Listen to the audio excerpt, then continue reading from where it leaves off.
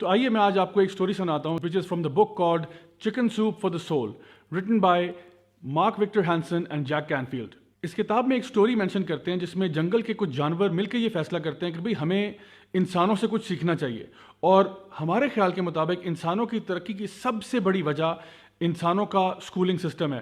تو آئیے ہم کیوں نہ ایک ایسا کریں کہ جنگل میں ایک اسکول بنا دیں جس میں سارے کے سارے جانور پارٹیسپیٹ کریں گے، اور ایک ٹیسٹنگ سسٹم بنایا جائے گا جس میں سے تمام جانوروں کو گزرنا ہوگا اگر وہ یہ بات ثابت کرنا چاہتے ہیں کہ وہ عقل مند ہے۔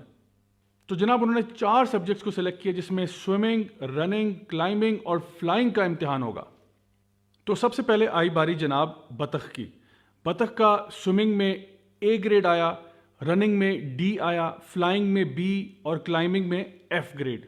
کلائمبنگ میں F لینے کے بعد بیچاری بطخ بہت ڈسہارٹ ہوئی کہ مجھے تو بھائی درخت پہ چڑھنا آتا نہیں، اور اس کو بھی بہت کوسا گیا، بہت ٹوکا گیا، اس کے ماں باپ نے اس کو بہت ڈانٹا کہ بھئی تم تو بہت ہی نکمی اور نالائق ہو۔ اس کے بعد جناب باری آئی میاں خرگوش کی۔ خرگوش کا جی رننگ میں تو A گریڈ آیا، لیکن سوئمنگ میں F، فلائنگ میں F اور کلائمبنگ میں بھی F۔ بیچارہ نفسیاتی مریض بن گیا، لوکل ہسپتال میں داخل ہو گیا، اور ساری عمر یہی تانے سنتا رہا کہ تو اول درجے کا جاہل ہے، تجھے جینے کا حق ہی نہیں ہونا چاہیے۔ اس کے بعد باری آئی زیبرا کی۔ زیبرا کا سوئمنگ میں C گریڈ آیا، رننگ میں B، فلائنگ میں بیچارہ فیل ہو گیا اور کلائمبنگ میں بھی فیل ہو گیا۔ اس کو اس کے پیرنٹس نے کہا کہ تمہیں ٹیوشن کی ضرورت ہے اور تم فلائنگ کی ٹیوشن لو۔ تو جی بطخ کو لگایا اس کا ٹیچر کہ تم اس کو ایکسٹرا آورز پڑھاؤ، اور اس کو کسی نہ کسی طریقے سے، ہمیں نہیں پتا، فلائنگ تم نے سکھا کے چھوڑنی ہے، کیونکہ آخرکار اس نے پاس ہونا ہے نا، فیل تو نہیں ہو سکتا ہمارا بچہ۔ اور اس کے بعد باری آئی جناب شاہین کی۔ شاہین کا سوئمنگ میں F، رننگ میں F، فلائنگ میں A اور کلائمبنگ میں D۔ شاید آپ حیران ہو رہے ہوں کہ کلائمبنگ میں D کیسے آ گیا شاہین کا۔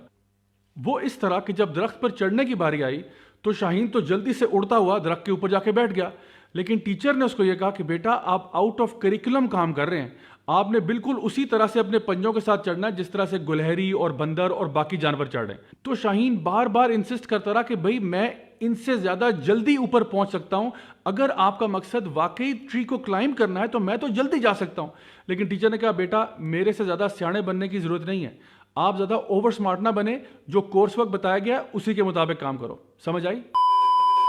اور آخر کار فلائنگ سکوئرل جو ایک عجوبہ نما جانور ہے، اس کا سوئمنگ میں D، رننگ میں C، فلائنگ میں C اور کلائمبنگ میں A آیا، اور اس کو کلاس میں فرسٹ پلیس پہ آنے کا ایوارڈ ملا۔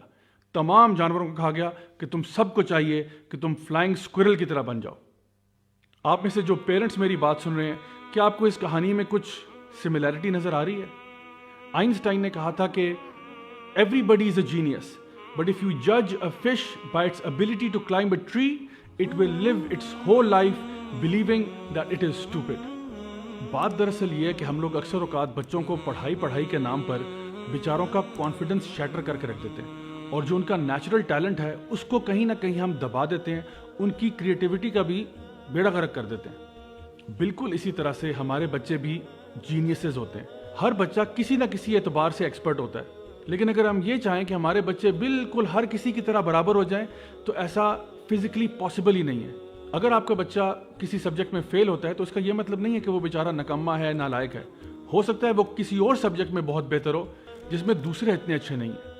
اب امیجن کریں بڑے بڑے رائٹرز اور پوئٹس کو اگر جج کیا جاتا ان کی الجبرا پہ یا ان کی کیلکولس پہ یا ان کی فزکس اور کیمسٹری پہ، تو زیادہ تر ان میں سے بڑے بڑے ادیب اور شاعر فیل ہو جاتے، لیکن انہوں نے جو مہارت اپنی فیلڈ میں حاصل کی اس کا کوئی مقابلہ نہیں ہے۔ اسی طرح سے کوئی اگر ماسٹر شیف ہے، کوئی بندہ جو ہے وہ کوئی آرٹسٹ ہے، کوئی بندہ سپورٹس میں بہت اچھا ہے، تو الحمدللہ اللہ تعالیٰ نے کچھ ان کو ٹیلنٹس دیے ہیں۔ میں پیرنٹس کو یہ بات یاد دلانا چاہوں گا کہ نبی کریم صلی اللہ علیہ وسلم کے دور میں جو ان کے صحابہ تھے وہ سب کے سب بہت ڈفرینٹ تھے۔ سیدنا ابو ہریرہ رضی اللہ عنہ جتنی احادیث انہوں نے کلیکٹ کی اور کسی نے نہیں کی، ان کا مقابلہ اگر آپ خالد بن ولید رضی اللہ عنہ سے کرنا چاہیں گے تو خالد بن ولید سے تو ایک حدیث بھی نہیں آ رہی۔ لیکن کیا ہم یہ کہیں گے کہ ان کا کوئی کنٹریبیوشن نہیں ہے اسلام کو؟ نہیں، ہم ایسا بالکل نہیں کہہ سکتے۔ جو جنگی کارنامے خالد بن ولید کے ہیں وہ کسی اور کے نہیں ہیں۔ اسی طرح سے آپ دیکھیں کہ سیدنا عثمان بن عفان ہیں، عبد الرحمن بن عوف ہیں رضی اللہ عنہ، انہوں نے جو مالی کنٹریبیوشن اسلام کے لیے کی وہ اور کسی نے نہیں کی۔ آن دی ادر ہینڈ آپ کے پاس سیدنا بلال ہیں رضی اللہ عنہ جو کہ نبی کریم صلی اللہ علیہ وسلم کے مؤذن تھے. اتنے امیر تو نہیں تھے کیونکہ پہلے غلام ہوا کرتے تھے, لیکن اس کا یہ مطلب نہیں ہے کہ ان کی کوئی کنٹریبیوشن نہیں ہے. اور اسی طرح آپ نام گنتے چلے جائیں, سلمان فارسی ہیں, سہیب رومی ہیں, the list goes on. ہر کسی کی کنٹریبیوشنز اپنے حساب سے ہیں. سو اگر ہمارا بچہ کسی ایک فیلڈ میں اچھا ہے, ہمیں چاہیے کہ ہم اس کو اس میں نرچر کریں, اس میں مزید ڈیولپ کریں تاکہ وہ اس فیلڈ میں ماسٹری تک پہنچ سکے. یاد رہے کہ ہم نے اپنے بچوں کو لرننگ سکھانی ہے, ان سے رٹے نہیں لگوانے. آئی نو کہ آج کل اسکولس کی شاید ریکوائرمنٹ یہی ہو کہ رٹے لگا لگا کے بچہ پاس ہو جائے, لیکن اگر آپ اپنے بچوں کا فیوچر واقعی میں بنانا چاہتے ہیں تو اس کے لیے we have to teach them how to learn.